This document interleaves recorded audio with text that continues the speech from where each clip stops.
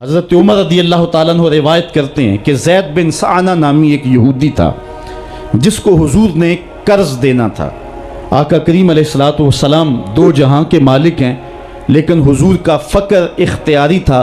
آقا کریم علیہ السلام کے گھر میں بسا اوقات کتنے دن چولہا نہیں جلا کرتا تھا۔ حضور ادھار لے کر کے لوگوں کی مصیبتوں کو بھی دور کرتے اور گھر کا چولہا بھی بعض اوقات ادھار لے کے گرم کرنا پڑتا۔ اعلیٰ حضرت فرماتے ہیں مال کے کونین ہیں گو پاس کچھ رکھتے نہیں، دو جہاں کی نعمتیں ہیں ان کے خالی ہاتھ میں۔ تو کہتے ہیں کہ ایک دن حضور علیہ السلام کی خدمت میں ایک شخص حاضر ہوا جس کا نام زید بن سعانہ ہے اور یہودی ہے، اور اس نے حضور علیہ السلام سے قرض کا تقاضا کیا، لیکن تقاضا اتنے سخت انداز سے کیا کہ اس نے حضور علیہ السلام کی قمیص کو پکڑ کے کھینچا بھی۔ تو حضرت عمر رضی اللہ تعالیٰ عنہ نے جب دیکھا تو بڑے گھور کے اس کی جانب دیکھا اور اس کو پیچھے ہٹاتے ہوئے کہا کہ تجھے شرم نہیں آ رہی کہ اللہ کے رسول کے ساتھ کیسے سلوک کر رہا ہے اور میں تیرے سامنے موجود ہوں؟ تو حضرت نبی رحمت صلی اللہ علیہ وسلم نے حضرت عمر کو کہا، عمر مجھے تجھ سے اس بات کی توقع نہیں تھی۔ ذرا غور کیجئے حضور علیہ السلام کی اس سیرت کے انداز کو۔ ایک شخص آ رہا ہے اور حضور سے سختی کر رہا ہے، ابھی حضور کو قرض لٹانے کی جو تاریخ ہے اس میں بھی 4 دن باقی رہتے ہیں اور وہ ناجائز سختی کر رہا ہے۔ حضرت عمر رضی اللہ تعالیٰ عنہ نے جب اس کو گھورا اور سختی کی تو حضور علیہ السلام نے فرمایا، عمر مجھے تیرے سے اس بات کی توقع نہیں تھی، تمہارا کام تو یہ تھا کہ مجھے حسن ادا کی تلقین کرتے کہ اچھے انداز سے قرض واپس کرو، اور اس کو جو ہے وہ نرمی کی تلقین کرتے، اور پھر آقا کریم علیہ السلام نے فرمایا اس کا قرض ادا کر دو، اور اے عمر جو تم نے اس کو گھورا ہے اس کے بدلے میں 20 وسق زیادہ کھجوریں بھی تم اس کو دو گے۔ تو زید بن سعانہ نے جب حضور علیہ السلام کی اس سیرت اور اس کردار کو دیکھا اور حضرت عمر رضی اللہ تعالیٰ عنہ 20 وسق اس کو کھجوریں دے رہے تھے، تو اس نے حضرت عمر کو بتایا کہ میں یہودی ہوں اور میں نے تورات کے اندر نبی آخر الزماں کی شان اور عظمتوں کے بیان کو پڑھا ہے، یہ بات ابھی رہ گئی تھی، باقی ساری نشانیاں میں نے حضور میں دیکھ لی تھی، اب یہ نشانی رہ گئی تھی، آج میں نے یہ بھی دیکھ لی، اور پھر وہ حضور کی خدمت میں حاضر ہو کر اسلام کے دائرے میں داخل ہو کر حضور کا عبدی غلام بن۔ حضرت معاذ بن جبل رضی اللہ تعالیٰ عنہ فرماتے ہیں کہ ایک دن حضور گلی سے گزر رہے تھے اور میں ایک جانور کی کھال اتار رہا تھا، اور مجھے کھال اتارنے کا طریقہ نہیں تھا، مجبوراً مجھے کھال اتارنا پڑی۔ تو حضور گزرے تو مجھے دیکھا کہ معاذ بن جبل کو کھال اتارنا نہیں آ رہی، تو حضور رک گئے اور آقا کریم نے فرمایا، معاذ ٹھہرو ذرا میں تمہیں بتاتا ہوں کہ بکری کی کھال کیسے اتاری جاتی۔ اور آقا کریم آگے بڑھے اور حضور نے خود جو ہے وہ کھال اتاری، اور پھر مجھے فرمایا، معاذ ایسے کھال اتارا کرتے ہیں۔ آج ہم اپنے بڑے پن کو اور اپنی عظمت کو اس انداز سے لوگوں کے سامنے رکھنا چاہتے ہیں کہ ہم جو ہے وہ ٹشو کا ایک ٹکڑا بھی نہیں پکڑ سکتے، اور وہ بھی پکڑانے کے لیے ہمارے پاس ایک خادم موجود ہوتا ہے۔ لیکن آقا کریم علیہ السلام کی زندگی اور حضور علیہ السلام کی سیرت کی سادگی کا حسن اور جمال یہ ہے کہ حضور اپنے کپڑوں کو خود مرمت کر لیتے ہیں اور اپنے دیگر کام خود کرتے ہیں اور بطیب خاطر کرتے ہیں، اور اس میں کوئی چیز اپنے لیے شرمندگی کی محسوس نہیں کرتے ہیں۔ حضرت حسن رضی اللہ تعالی عنہ حضور علیہ السلام کے نواسے بھی ہیں اور آقا کریم علیہ السلام کی صحابیت کا شرف بھی پایا ہے۔ کہتے ہیں کہ کانا یجلس علی الارض، حضور علیہ السلام کی سیرت یہ ہے کہ حضور زمین پہ بیٹھ جاتے تھے، زمین پر بیٹھنے میں حضور شرمندگی محسوس نہیں کیا کرتے تھے، اس کو اپنے سٹیٹس کے خلاف نہیں سمجھا کرتے تھے، زمین کے اوپر حضور بیٹھ جایا کرتے تھے، اور فرماتے ہیں وَيَطْعَمُ، اور زمین کے اوپر بیٹھ کر کے حضور علیہ السلام کھانا تناول فرمایا کرتے تھے۔ حضور کی عادت یہ تھی کہ آقا کریم جب بھی کھانا کھاتے تو حضور جھک کر کے کھانا کھاتے۔ فرماتے ہیں کہ میرے پاس ایک فرشتہ آیا جو کعبۃ اللہ کے صحن میں کھڑا تھا، اور اس کی کمر کعبۃ اللہ کی چھت کے برابر تھی، اتنا اس کا قد تھا، اور اس نے مجھے کہا کہ آپ اگر چاہیں تو آپ کو نبی اور بادشاہ بنا دیتے ہیں، اور آپ اگر چاہیں تو آپ کو عبد اور نبی بناتے ہیں۔ تو فرماتے ہیں کہ میں نے جبریل کو دیکھا،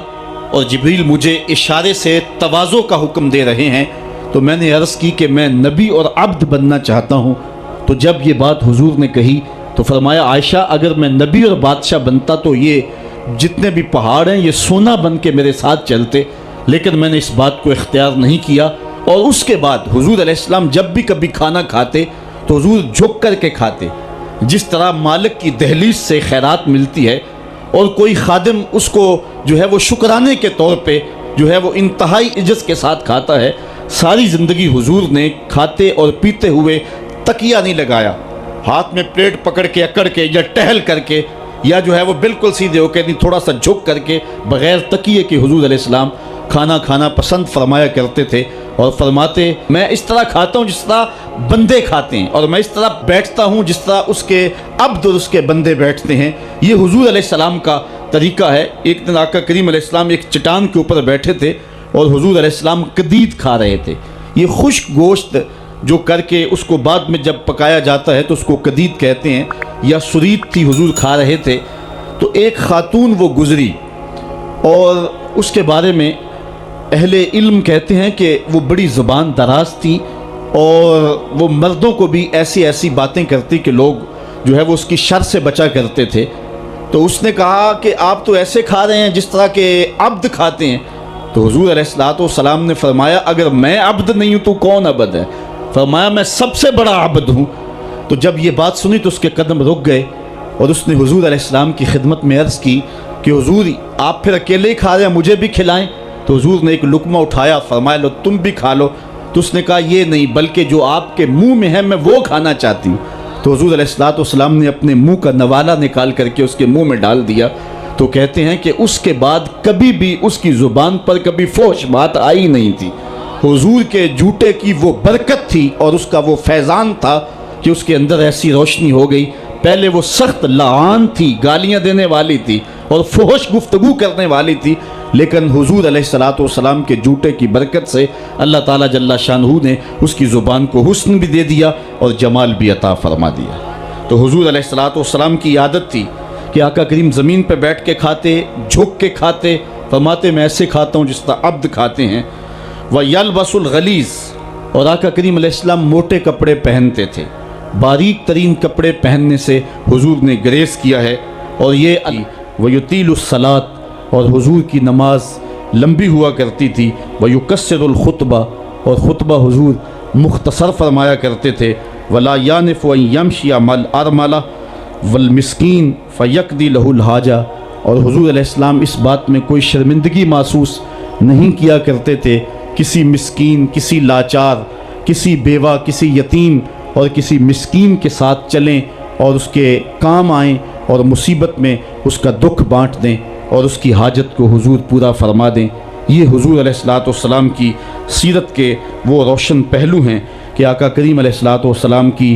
سیرت زمانے کے سامنے ایسا نور بانٹتی ہے، ایسے اجالے پھیلاتی ہے۔ ایک شخص نے حضور علیہ السلام سے وعدہ کیا کہ آپ یہاں رکیں اور میں ابھی آتا ہوں، تو آقا کریم علیہ السلام اس کے انتظار میں وہاں رکے۔ 3 دن گزر گئے اور وہ نہ آیا، چونکہ حضور وعدہ کر چکے تھے کہ میں تیرے آنے تک یہاں رہوں گا۔ تیسرے دن اس کو جا کے یاد آیا تو وہ واپس پلٹا، تو آقا کریم نے جواب میں صرف اتنی بات کہی، آپ نے فرمایا یا فتح قد شککت علیہ، اے نوجوان تو نے تو مجھ کو مشقت میں ڈال دیا۔ لوکی سجدہ کعبے نو کر دے، لوکی سجدہ کعبے نو کر دے، ساڈا سجدہ یار پیارے نو، ساڈا سجدہ یار پیارے نو، ساڈا سجدہ یار سر چڑھ کے کلی نو اگ لاؤنی، سر چڑھ کے کلی نو اگ لاؤنی، تے یار کول ویکھدا ہووے، سر چڑھ کے کلی نو اگ لاؤنی، سر چڑھ کے کلی نو اگ لاؤنی، تے یار کو